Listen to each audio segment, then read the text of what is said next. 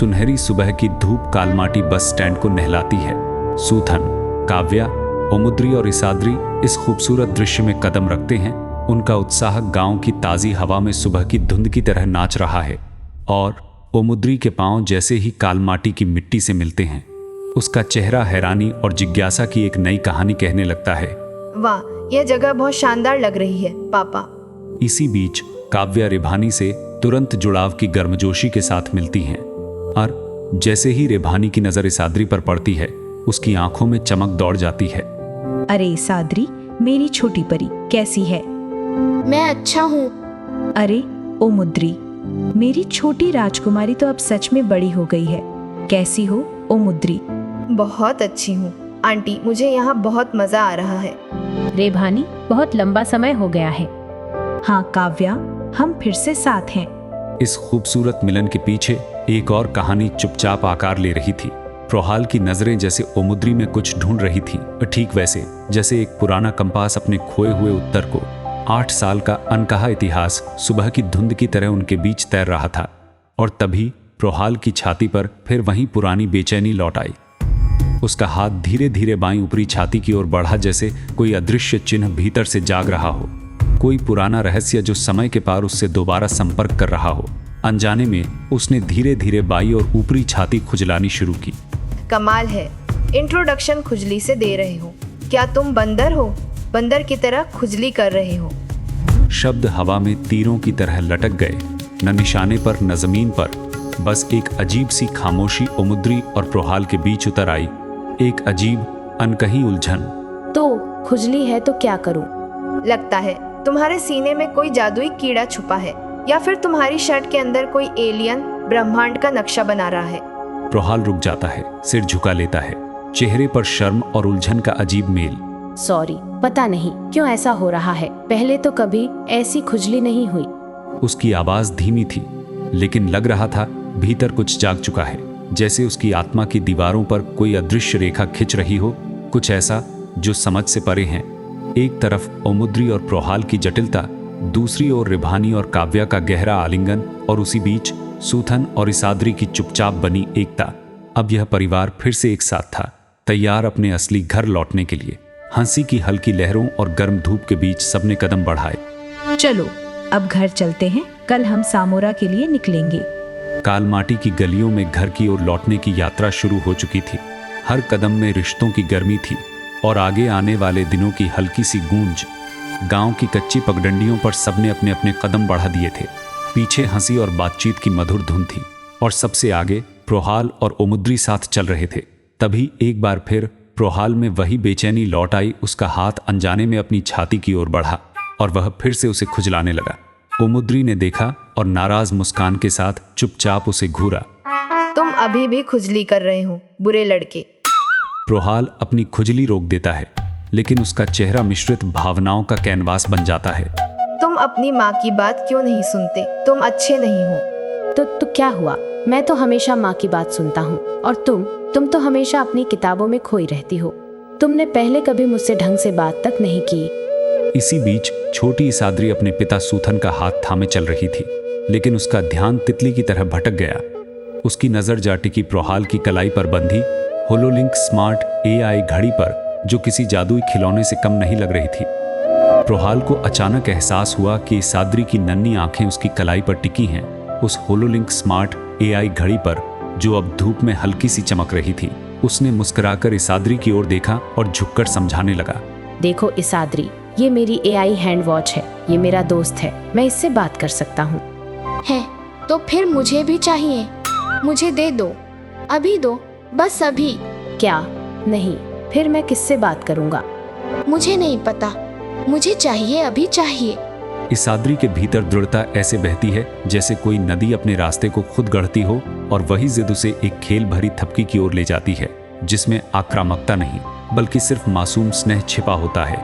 ठीक है इसाद्री, मैं तुम्हें दे दूंगा, बस 2 दिन बाद, ठीक है? इसाद्री की मुस्कान उसके चेहरे पर सूर्योदय की तरह खिलती है। चलो घर चलते हैं इसाद्री। थोड़ी दूरी से ओमुद्री इस दृश्य की मूक दर्शक बनी रही, लेकिन उसकी मुस्कान अब सिर्फ विचारशील नहीं थी। उसके होठों के कोने में एक रहस्यमयी मुस्कुराहट थी, जैसे उसने प्रोहाल की जिद और इसाद्री की नाराजगी में कुछ ऐसा देख लिया हो जो बाकी सबकी नजरों से छिपा था। शायद उसे मजा आ रहा था या शायद कुछ और चल रहा था उसके मन में। ये तो सिर्फ ओमुद्री ही जानती थी। पीछे रेभानी, काव्या और सूथन धीमे धीमे साथ चल रहे थे। उनके कदमों में एक अजीब सी शांति थी। वहीं सबसे आगे ओमुद्री, प्रोहाल और इसाद्री हाथों में हाथ डाले कालमाटी की धूल भरी पगडंडियों पर बढ़ते जा रहे थे। हवा में एक हल्की सी गूंज थी, जैसे समय खुद उनके पीछे पीछे चल रहा हो, कुछ लिखता हुआ, कुछ छिपाता हुआ। समय थोड़ा और आगे बढ़ चुका है। जैसे जैसे सूरज क्षितिज की ओर अपनी शालीन उतराई शुरू करता है, तीसरी मंजिल की बालकनी से ओमुद्री की नजरें दूर तक फैले कालमाटी गांव को निहार रही थी। गांव के बच्चों की हंसी की आवाजें हवा में तैर रही थी, जैसे पूरा दृश्य किसी शांत सुर में बहता हुआ चित्र हो। बालकनी की रेलिंग पर बैठी ओमुद्री अपनी टैबलेट और किताबों के बीच पूरी तरह खोई हुई थी। उसकी आंखों में पढ़ाई पर समर्पण की चमक थी। उसी शांत क्षण में प्रोहाल पास आकर खड़ा हुआ। उसकी आंखों में एक खेल का निमंत्रण था। क्या कर रही हो? एक गांव के मैदान में हम सब फुटबॉल खेल रहे हैं, तुम जाओगी? मुझे फुटबॉल नहीं खेलना, पढ़ रही हूँ। मुझे अपनी पढ़ाई पर ध्यान देना है, मुझे पढ़ने दो। कालमाटी के इस घर की बालकनी एक पवित्र रंगमंच में बदल जाती है, जहां दो आत्माएं अपने सपनों और जुनून की गहराइयों को उजागर करने की तैयारी में हैं। तुम्हें भी रोबोटिक्स, गेम्स या एआई टेक्नोलॉजी पसंद है। मुझे तो गैजेट्स के अंदर झांकना और समझना बहुत अच्छा लगता है, जैसे हर मशीन के भीतर एक छिपी हुई कहानी होती है। तो तुम्हारा क्या? तुम्हें किस चीज में मजा आता है? टेक्नोलॉजी मुझे रोचक लगती है, लेकिन मेरी मुख्य रुचियां कहीं और हैं। प्रोहाल की जिज्ञासा अब तकनीक की चमक से हटकर एक सच्ची मानवीय रुचि में बदलने लगती है। ओमुद्री की शांत गहराई को समझने की चाह में उसका चेहरा भी थोड़ा नरम हो गया। तो फिर वो क्या है जो तुम्हें सबसे ज्यादा अच्छा लगता है? शाम की उस धीमी रोशनी में ओमुद्री बालकनी पर खड़ी थी, आंखें आसमान की ओर, जैसे वो शब्दों से नहीं तारों से संवाद कर रही हो। मुझे अंतरिक्ष और आकाश से लगाव है। मैं एक दिन पृथ्वी से आगे की दुनिया को छूने का सपना देखती हूँ। आसमान में जाना चाहती हो? अगर वहाँ किसी और ग्रह पर ऐसे अजीब जीव मिले जो तुम्हें देखकर सोचे, अरे ये तो हमारा खाना है, तब क्या करोगी? प्रोहाल की मजाकिया बात सुनकर ओमुद्री एक पल के लिए रुक गई। उसकी नजरों में अचानक एक गुस्से की झलक चमकी, जिसने प्रोहाल की मुस्कान को थोड़ी देर के लिए थमा दिया। उसने सिर थोड़ा पीछे खींचा, जैसे सोच रहा हो कहीं ज्यादा तो नहीं बोल दिया। अरे बुद्धू, सभी ग्रहों पर खतरनाक जीव नहीं होते। क्या तुमने पाक्सा बी ग्रह के बारे में सुना भी है या नहीं? वो हमारा पहला बाहरी सौर ग्रह है, जिसमें हरे भरे पौधे हैं, नीला समुद्र है, जहां हमने बहुत पहले ही अपने खोजी रोबोट भेज दिए थे और बहुत जल्द वो वहां पहुंचने वाले हैं। और अब टेरानिक्स फेडरेशन वहां के लिए एक विशाल स्टारशिप बना रहा है। मैं बेहद उत्साहित हूँ। उसकी बातों में एक सपना था जो इतनी सच्चाई से बोला गया कि हवा तक पल भर को थम गई, सिर्फ उसे महसूस करने के लिए। तुम वहां जाना चाहती हो? ओमुद्री की आंखें दृढ़ संकल्प की दो ज्योतियों में बदल जाती हैं। उसकी आत्मा एक फीनिक्स की तरह उठती है। क्यों नहीं? तुम्हें लगता है कि महिलाएं ऐसा नहीं कर सकती? हाँ। उसकी चुनौती शाम की हवा को एक प्रकाश की तलवार की तरह चीरती है, अपने भीतर उन अनगिनत महिलाओं की शक्ति समेटे हुए, जिन्होंने कभी दूसरों द्वारा खींची गई सीमाओं से आगे सपने देखने का साहस किया था। वे तुम्हें चुनेंगे। अगर तुम जाओगी तो वापस नहीं आ सकोगी, यह बहुत दूर है। क्यों नहीं? मानव जाति पहली बार हमारे तारामंडल से बाहर फैलेगी।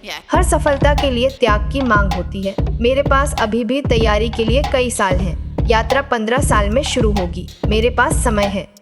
ठीक है, जब तुम जाओगी उसके बाद मैं नाचूंगा, क्योंकि उस दिन के बाद तुम मुझे देख नहीं पाओगी और मुझे बुरा लड़का भी नहीं कह सकोगी। फिर देखना मैं कितना खुश रहूंगा। क्या कहा तुमने? तुम मुझसे मजाक कर रहे हो, इसीलिए तो मुझे तुम बिल्कुल पसंद नहीं हो। तुम बहुत जिद्दी हो और बुरे लड़के भी। सॉरी, मैं बस थोड़ा मजाक कर रहा था। मुझे नहीं लगा था कि तुम सच में नाराज हो जाओगी। शब्द हवा में अटके रह गए, जैसे कालमाटी की हवा भी चुपचाप उनके बीच की हलचल को सुन रही हो। तुम अच्छे नहीं हो। तुम्हें पता भी नहीं है कि लड़कियों से कैसे बात करनी चाहिए। प्रोहाल के दिल में अपनी गलती की गहराई का एहसास हुआ। उसकी आवाज थरथरा रही थी, जैसे हर शब्द माफी मांगने के लिए लड़खड़ा रहा हो। मुझे माफ कर दो ओमुद्री, मैंने सच में तुम्हें दुख पहुंचाने का नहीं सोचा था। मुझे अच्छा नहीं लगता जब तुम मुझसे नाराज होती हो। मैं बुरा लड़का नहीं हूँ, सच में नहीं हूँ। जैसे ही प्रोहाल ने सच्चे पछतावे में अपना सिर झुकाया, ओमुद्री का दिल नरम पड़ गया और उसकी अभिव्यक्ति में माफी सुबह के फूलों की तरह खिल गई। ठीक है, चलो, मुझे भी माफ करना। प्रोहाल की आंखों में फिर से चमक लौट आई। तुम्हें घूमना पसंद है? नहीं, मुझे एक ही जगह रहकर पढ़ाई पर ध्यान देना ज्यादा अच्छा लगता है। घूमने से ज्यादा मुझे सीखना पसंद है। प्रोहाल उसे एक नए नजरिए से देखने लगा, जैसे पहली बार किसी किताब का असली मतलब समझ आया हो। वाकई, तुम कौन कौन से विषय पढ़ती हो? मैं ज्यादातर बॉटनी और ग्रहों के अध्ययन पर ध्यान देती हूँ। ये वो चीज है जिसमें मुझे सच्ची दिलचस्पी है। क्या तुमने कभी कंप्यूटर गेम्स खेले हैं? चलो खेलते हैं। नहीं, मेरे पास इसके लिए समय नहीं है, लेकिन ठीक है, चलो साथ में कोई गेम खेलते हैं। तुम्हारे पास कोई छोटा बॉल है? मुझे तो बस बॉल कैच खेलना अच्छा लगता है। अभी तो नहीं है, मैं अर्मेंडिया से कोई छोटा बॉल लाना भूल गया। सॉरी, लेकिन रुको, मैं अभी गांव के बाजार से एक ला कर देता हूँ। नहीं नहीं, उसकी जरूरत नहीं है, मैंने बस यूं ही पूछ लिया था। थोड़ा रुकती है, प्रोहाल की तरफ देखती है, उसके चेहरे की मायूसी को समझते हुए। चलो ना, इसाद्री के साथ खेलते हैं, उसे बहुत अच्छा लगेगा। और फिर तुमने जो गेम की बात की थी वो भी साथ में खेल सकते हैं। प्रोहाल की नजरें जमीन पर थीं, लेकिन उसकी आंखों में फिर से एक हल्की चमक लौट आई। ओमुद्री ने उसकी नाकाम कोशिश को नजरअंदाज नहीं किया था, बल्कि अपनी मासूम समझदारी से उसे एक नई दिशा दे दी थी। ओमुद्री की बातों ने जैसे प्रोहाल के भीतर की उदासी को धीरे से थाम लिया। बालकनी की हवा में अब सिर्फ शाम की नमी नहीं थी, बल्कि उस कोमल शुरुआत की भी महक थी, जिसे समझने के लिए उम्र नहीं, दिल चाहिए। अगले ही दिन पूरा परिवार सामोरा गांव के लिए रवाना हुआ। सूरज की पहली किरणें पहाड़ियों से छनकर उतर रही थीं। घाटियों के बीच से गुजरती रोशनी ने एक शांत लेकिन रोमांचकारी दृश्य रचा। सूथन के नेतृत्व में सभी एक नई यात्रा पर निकले, दूर एक ऐसे गांव की ओर जहां हर मोड़ अपने भीतर कोई रहस्य छुपाए बैठा था। ओमुद्री परिदृश्य की सुंदरता में डूबी हुई उनके सामने फैले दृश्य में शांति पा रही थी। यह जगह कितनी शांत है, मैंने पहले कभी ऐसा कुछ नहीं देखा। वाकई कितना सुंदर है ये सब। उसकी आंखें चारों ओर घूमती हैं और हवा में एक हल्का सा मुस्कान तैरता है। कई साल हो गए हैं जब हम आखिरी बार यहाँ आए थे। सोच रही हूँ कितना कुछ बदल गया होगा। मैं तो इसे देखने के लिए बेसब्र हूँ। उसकी आंखों में चमक है, जैसे किसी रोमांचक कहानी का पहला पन्ना खुलने वाला हो। उसके पीछे से उसका नन्हा कुत्ते का दोस्त झांकता है, उत्साह से पूंछ हिलाता हुआ। प्रोहाल मुस्कुराता है, नीचे झुकता है और धीरे से कहता है, क्या तुम्हें भी अच्छा लग रहा है? चलो हम दोनों मिलकर मजे करेंगे। सामोरा की ओर बढ़ते परिवार में सबसे पीछे चल रही थी अकुमा। रेभानी, हमारी फ्लाइंग कार काल माटी कब पहुंचेगी? 2 दिन में आ जाएगी माँ, सब कुछ समय पर हो जाएगा। 2 परिवार एक साथ पहाड़ियों के रास्तों पर आगे बढ़ते रहे। उनकी हंसी, बातचीत और कदमों की आवाजें धीरे धीरे पहाड़ी हवा में घुलती जा रही थी। ये रास्ता इतना पथरीला है, लोग इस पर चलते कैसे हैं? वो तो है, लेकिन सामोरा तक पैदल चलना कुछ अलग ही लगता है, नहीं लगता तुम्हें प्रोहाल? बिल्कुल काव्या, मेरे बेटे को प्रकृति की सुंदरता समझाने में थोड़ा समय तो लगेगा। हाँ आंटी, अच्छा तो लग रहा है, लेकिन एकदम अलग जैसा। मैंने कभी गांव की ऐसी पहाड़ी राह नहीं देखी। सामोरा की ओर बढ़ता यह रास्ता अब वैसा नहीं रहा। कभी जो हरियाली से भरपूर था, अब ग्लोबल वार्मिंग के दाग अपने सीने पर लिए खड़ा था। परिवार की हंसी और आवाजें इन पहाड़ियों से टकराकर एक नई याद बनाती जा रही थीं। एक बार फिर पुराने रास्तों पर नए पांव पड़े थे। ये तो बड़ा आलसी लड़का है। क्या मैं आलसी हूँ? मैं तो मजबूत हूँ, मार्शल आर्ट्स में चैंपियन हूँ, समझी? बस करो प्रोहाल, तुम्हें हमेशा एक दूसरे का सम्मान करना चाहिए। वह हमेशा मेरे साथ ऐसा करती है, एक किताबी कीड़ा। प्रोहाल, लड़कियों की अपनी रुचियां होती हैं, जैसे तुम्हारी गेम्स, फुटबॉल और मार्शल आर्ट्स में रुचि है। ओमुद्री अलग गतिविधियों को पसंद करती है। समझा कुछ, तुम अपना काम देखो, मैं अपना देख लूंगी। चलती बातों और हल्की नोकझोंक के बीच अकुमा, सूथन, काव्या, रेभानी, ओमुद्री, इसाद्री और प्रोहाल आखिरकार सामोरा गांव के प्रवेश द्वार पर पहुंच गए। वो रहा सामोरा। हम लगभग पहुंचने वाले हैं। पत्थर, मिट्टी और लकड़ी से बने घरों का सुंदर दृश्य उनकी अगवानी कर रहा था, जिसमें शांति और गांव के आतिथ्य की एक मुख लेकिन आत्मीय गूंज समाई हुई थी। ये मेरा बचपन का घर है। पापा, ये कितना खूबसूरत है। आकाश, बादल, पेड़, पक्षी और वो फूल देखो, सब कुछ जैसे किसी कहानी की तरह लग रहा है। सब कुछ इतना सुंदर है। जैसे ही परिवार सामोरा गांव की मोहक सुंदरता में डूब गया, प्रोहाल का उत्साह छलक पड़ा। देखो वहाँ एक गाय है, कितनी खूबसूरत है। पहाड़ियों की शांत हवा में अचानक हलचल सी आई। प्रोहाल के चेहरे की मुस्कान धीरे धीरे छूटने लगी। उसका प्रिय साथी अब कहीं नजर नहीं आ रहा था। मेरा दोस्त दिख नहीं रहा। उसे ढूंढो प्रोहाल। ठीक कहा, लेकिन वो गया कहाँ? उसका नाम क्या है? नाम? हम सिर्फ 2 दिन पहले दोस्त बने हैं। तो क्या हुआ? अगर वो तुम्हारा दोस्त है तो तुम्हें अब तक उसका नाम तो दे ही देना चाहिए था। विचारों में खोया, प्रोहाल एक युवा दार्शनिक की तरह खड़ा था जो एक आत्मा को नाम देने के भार पर विचार कर रहा था। मैं उसे कौन सा नाम दूं? ड्रिगो। यह सुझाव हवा में एक कोमल उपहार की तरह लटका रहा। ड्रिगो अच्छा नाम है ओमुद्री। अब उसे ढूंढो।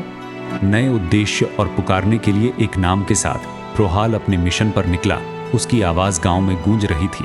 ड्रिगो तुम कहाँ हो?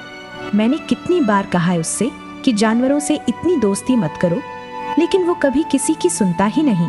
मैंने तो पहले ही कहा था आंटी, वो किसी की बात नहीं सुनता। नहीं ओमुद्री, ऐसा मत कहो। प्रोहाल हमेशा से जानवरों के लिए उत्सुक रहा है। वो बस थोड़ा अलग तरह से चीजों को समझता है।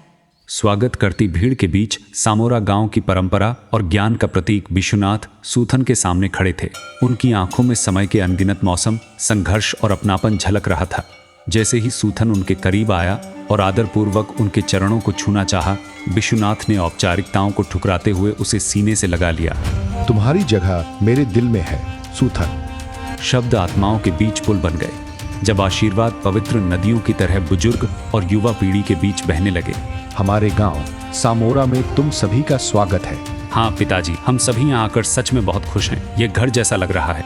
इतने वर्षों बाद तुम्हें देखकर मेरा हृदय आनंद से भर गया है। पीछे खड़े रेभानी, काव्या और अकुमा तीनों एक साथ चुपचाप उस मिलन को देख रही थी जिसमें अतीत और वर्तमान एक हो रहे थे। और उधर ओमुद्री और इसाद्री एक और खड़ी थी, एक का हाथ दूसरे की हथेली में बंधा हुआ, जैसे बहने नहीं, 2 आत्माएं एक ही लय में सांस ले रही हों। उनकी निगाहें दूर की ओर थी, जहां प्रोहाल अपने खोए हुए साथी ड्रिगो को पाकर फिर से उसी बचपने में लौट आया था। यात्रा तो समाप्त हुई थी, लेकिन कहानी की असली शुरुआत अब होने वाली थी।